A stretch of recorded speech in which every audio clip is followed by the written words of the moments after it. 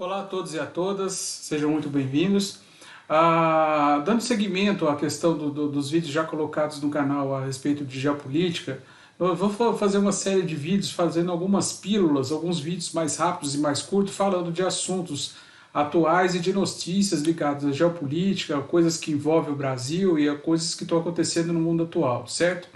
Para esse primeiro vídeo, vamos falar sobre a questão da economia da guerra, que é justamente aquela lógica que o Trump está usando agora nos Estados Unidos com relação ao coronavírus, tá? E como é que isso se coloca no contexto, ok? Bom, a economia da guerra, ela acontece através de uma situação adversa, como um conflito armado, né? Ou um caso como estamos enfrentando agora com relação à pandemia do coronavírus, ok? O direcionamento, então, essa economia da guerra, ela funciona direcionando a produção industrial de um país para o atendimento à demanda de produção ou de medicamentos, né, ou e tudo mais que são direcionados para essa situação adversa, que seja uma guerra ou o caso, por exemplo, de uma pandemia como agora, certo? Um exemplo que a gente pode dar sobre essa aplicação foi justamente o período da Segunda Guerra Mundial, onde os Estados Unidos entra basicamente no final da Segunda Guerra. O ataque japonês de Pearl Harbor deixou cerca de 2.400 mortos, ok? E o governo Roosevelt, então, né,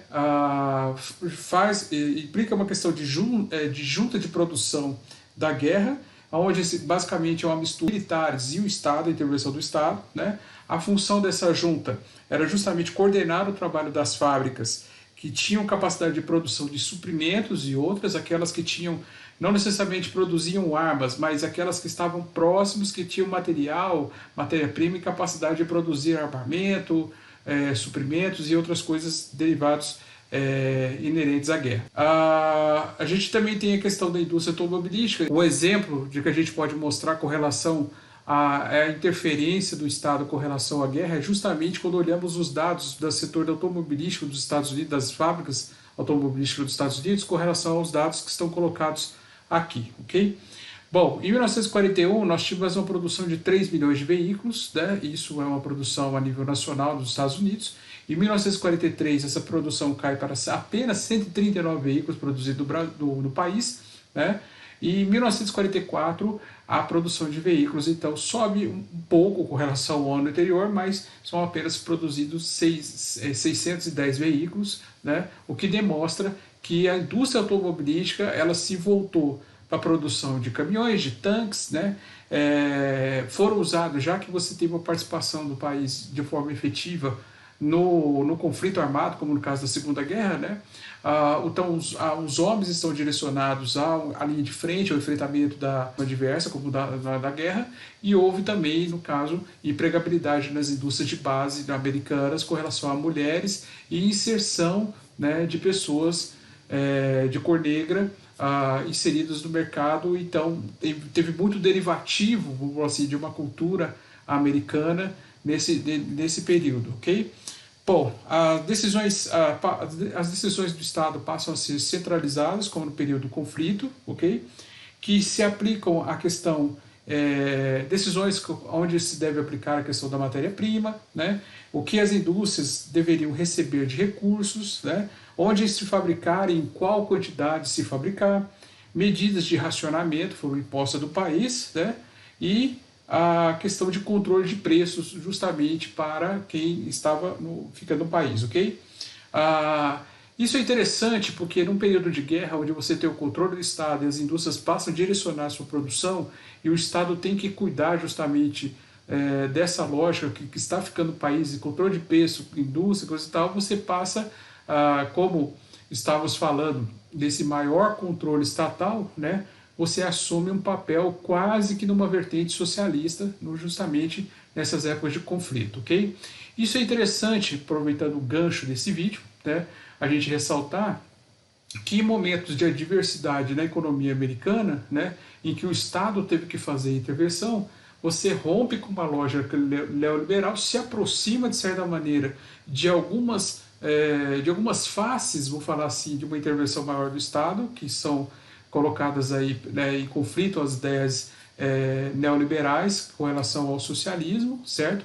Isso aconteceu na Segunda Guerra Mundial, né, como eu estou dando exemplo aqui, né, mas aconteceu agora também, no ano de 2008, quando você teve o estouro da bolha no setor imobiliário americano, onde o Estado teve que injetar mais de US$ 1 trilhão para salvar bancos privados americanos, certo? Então, você tem uma certa proximidade com uma lógica socialista num país, né, basicamente, que a gente sempre usa de exemplo como exemplo neoliberal. Bom, na questão da pandemia, nós temos hoje, né, a questão de algumas indústrias americanas produzindo respiradores, né, se concentrando na produção de vacina e medicamentos, ok? E aí a gente tem também uma lógica de subsídio que não é muito do perfil de um neoliberalismo extremo, que é a questão do subsídio social, certo? Que é usado nessa lógica também. Ou seja, né, o governo Trump, o Estado americano, está ajudando as pessoas justamente nessa questão das minimizações do efeito de uma recessão da sua máquina produtiva e uma geração de desemprego, ok? Bom, os Estados Unidos possuem o maior exército do mundo, certo? Vamos mostrar alguns dados aí inerentes a isso, fazendo uma seguinte comparação com dados de 2019, tá? O PIB da Polônia era de mais ou menos 565 bilhões, 854 milhões de dólares, ok? Para fazermos uma comparação. O investimento em defesa nos Estados Unidos é da ordem de 649 bilhões de dólares, ok? A população da China ela é 4 vezes maior do que a população norte-americana. No entanto, o seu gasto militar é 4 vezes menor do que o gasto militar americano, ok? Bom, os custos desse gasto americano, né, não só para a questão de quantidade, mas a questão da qualidade dos instrumentos, é um gasto muito alto, certo? Alguns exemplos, né, que podemos estar visualizando aqui, ok? Com relação, por exemplo, ao tanque Abrams, né, que é um tanque bastante usado nos Estados Unidos, principalmente agora lá no Iraque, né, esse tanque custa cerca de 6 milhões de dólares, ok?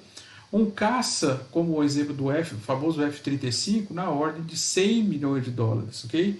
E um soldado tem um custo anual, mais ou menos, em termos de equipamento, alimentação, armamento e tudo mais, na ordem de 10 mil dólares por soldado, ok? Então, por que vem a seguinte pergunta para nós? Por que os Estados Unidos gastam tanto com o seu exército, gasta tanto com a questão de defesa e tudo mais, ok? Bom, na história, né, a gente tem a questão da doutrina Marra, né, que é Os Estados Unidos está num contexto geográfico também, porque ele é protegido basicamente, né, por 2 oceanos. Então você tem de um lado o Oceano Atlântico, do outro lado o Oceano Pacífico, né? Ao sul você tem o México e ao norte é o Canadá, certo? México e Canadá não são duas nações conflitantes com os Estados Unidos, então, apesar de você ter um conjunto da obra bem favorável à questão das tropas em terra americano, né, mas o grande investimento dos Estados Unidos em armamento está justamente nos oceanos, certo? Porque você tem o acesso ao Atlântico e ao Pacífico, né? E como você tem bases militares espalhadas no mundo todo, então o grande investimento é justamente em porta-aviões e aviões de caça, ok?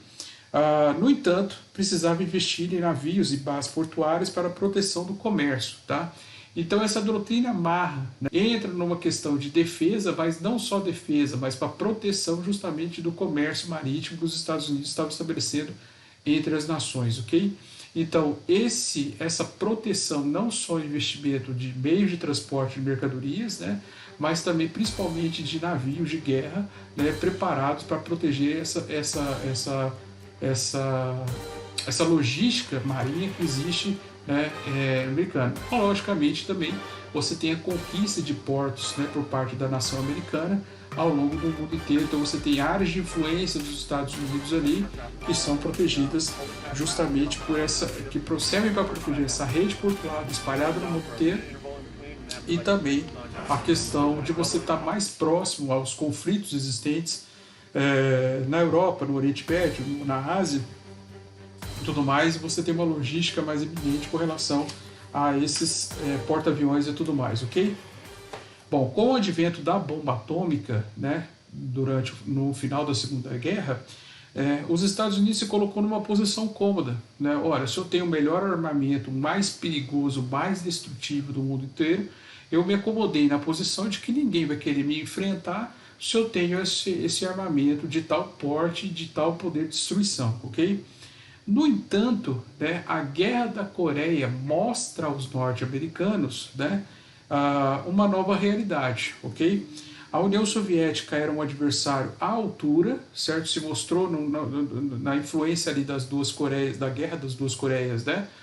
De um adversário à altura, com capacidade bélica, capacidade nuclear e tudo mais, né? E a questão da indústria bélica da União Soviética, que estava se inovando. As duas nações, nem os Estados Unidos nem a União Soviética, entraram em conflito direto. Eles entraram em conflito de forma indireta, apoiando um lado ou outro do povo coreano ali que estava em conflito, ok? O presidente Eisenhower, né, cancelou então a doutrina Marra, né, depois do entendimento desse poder bélico, justamente por causa da União Soviética, né, e a estratégia dos Estados Unidos passa a ser uma estratégia de dissuasão, ok? Ora, então você tem dissuasão significa o seguinte: os Estados Unidos passa a investir menos em soldados, né, e passa a investir mais em tecnologia, ok? Nessa estratégia de dissuasão, os Estados Unidos não pode deixar de ser um líder tecnológico. Isso é importante para a lógica americana, certo? Veja bem, a economia americana, na questão de produção de tecnologia, ela é muito derivada dos conflitos armados que os Estados Unidos enfrentou ao longo do século XX e dessas mediações de conflitos existentes hoje, ok? Então, logicamente que a gente tem muitos aparelhos que usamos hoje para nosso benefício que são derivados da lógica da guerra, né? O exemplo é o GPS, ok? A gente tem, e logicamente, o GPS que se mistura, hoje está embutido, por exemplo, dentro dos nossos celulares e toda essa tecnologia aí ligada a conflito, ok? Então, os Estados Unidos entende naquele momento da história que não adianta você fazer número, você tem que fazer qualidade, né? Não só de logística, né, como os Estados Unidos trabalham muito bem hoje, como com relação à questão de investimentos em tecnologias, ok? Bom, então, por exemplo, a gente tem nesses investimentos em tecnologia, né, a questão do investimento no setor de defesa, ok? E nesse setor de defesa, né, eu vou deixar aqui por um instante, né, para vocês entenderem como funciona, por exemplo, o sistema do FANLAX Series, né, que é um sistema, e eu vou deixar um vídeo agora em seguida, né, com relação ao sistema de defesa adotado por Israel, na área de conflito de Israel, né, mas fruto desse investimento em tecnologia norte-americana, ok? Segue o vídeo.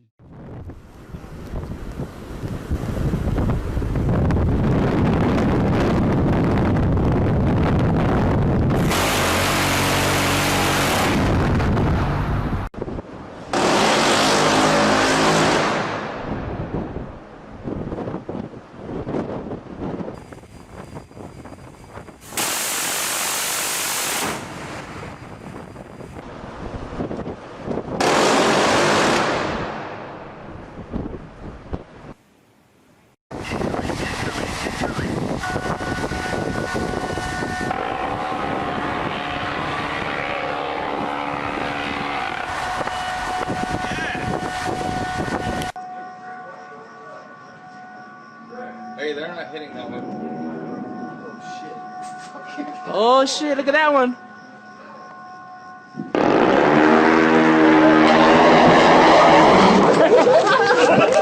Yeah, that's good enough. That was right there. Oh shit, damn.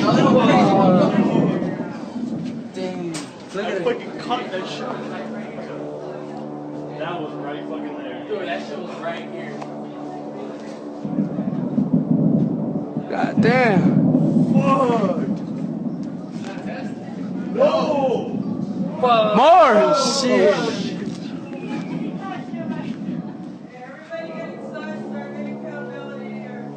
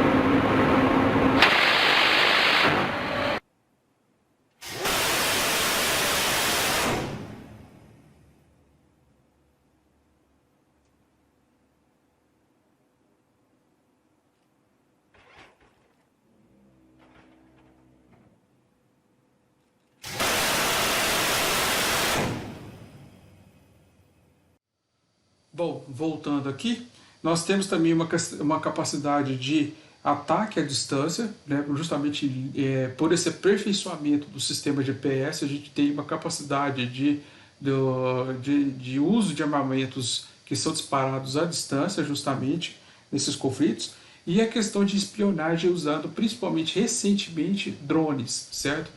A gente vê, por exemplo, alguns testes, como visto, né, no vídeo anterior, do sistema antiaéreo, e o que está derrubando ali, na maioria das vezes, são drones que estão invadindo o espaço aéreo e são captados justamente por esse sistema SEALS, né, e tal.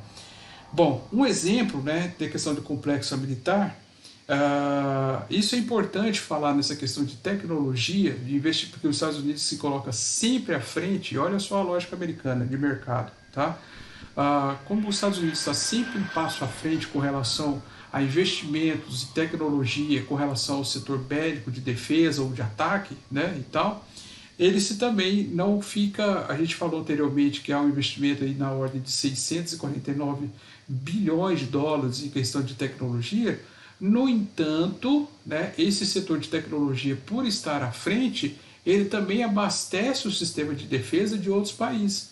Então a conta hoje que os Estados Unidos faz é o seguinte: você tem um investimento anual na ordem de 649 bilhões de dólares, certo? Menos os cerca de 400 bilhões de dólares que são frutos de vendas de equipamento para várias nações do mundo inteiro, né? Que vão aproveitando essa tecnologia americana que vai se desenvolvendo, né, através de vento de caça, de sistemas antiaéreos, armamentos novos e tudo mais, e as nações vão comprando esses armamentos e tudo mais, ok? Então a conta que apesar de ser um investimento mais alto em termos de tecnologia, você tem um certo abatimento nesse valor justamente pela venda de equipamento. Quando você inventa alguma coisa nova em termos de armamento, você acaba vendendo, você não somente se protege, mas acaba vendendo para o mundo inteiro. Aí você me pergunta, pô, mas isso é vantagem? Se você tem uma tecnologia de ponta, você vender esse tipo de armamento também para o seu potencial inimigo? Aí é que está. Os Estados Unidos só vende armamento para as nações aliadas, certo? Aliadas em termos de acordo e tudo mais, ok? Então você, de certa maneira, não é que você também está vendendo armamento com a chance de ser inimigo. Além de você estar vendendo armamento para uma nação que não está em conflito com você, você ajuda, né, com relação a esse alinhamento de nações com relação à defesa, né, você ajuda a espalhar, vamos falar assim, um tipo de armamento inovado, né, no mundo inteiro, ok?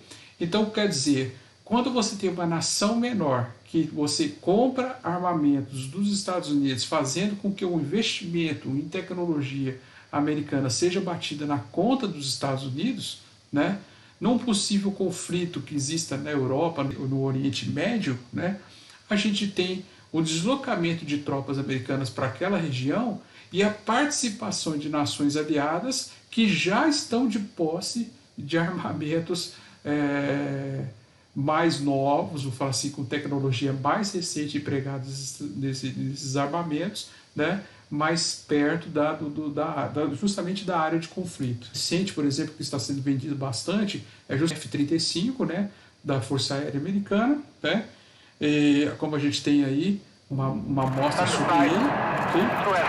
E a gente tem também